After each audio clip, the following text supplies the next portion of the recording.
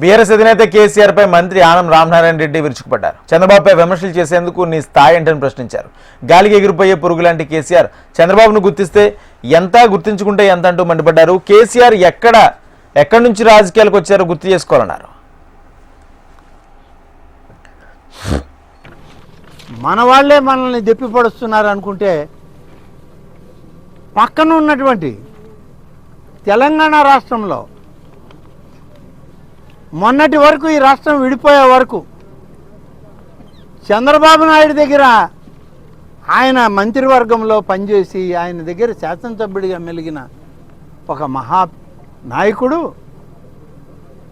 రాష్ట్ర పార్టీని, జాతీయ పార్టీని పెట్టుకున్నటువంటి నాయకుడు ఇటీవల ఏం చేశాడు చంద్రబాబు నాయుడు? ఆంధ్రప్రదేశ్లో నలుగురు హోటళ్లలో సర్వర్లని, నలుగురిని ఆఫీసుల్లో అటెండర్లని తయారు చేశాడని ఎగతాళి చేశాడు.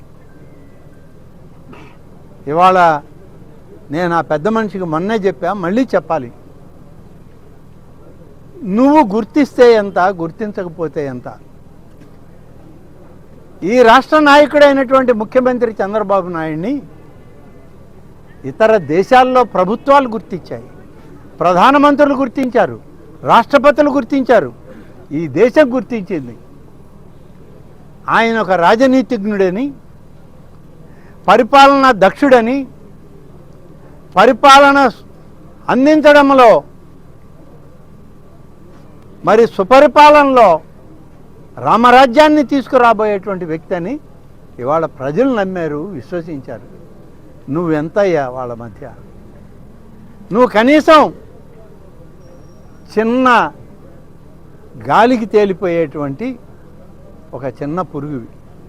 నువ్వు కూడా మాట్లాడతావా చంద్రబాబు గురించి?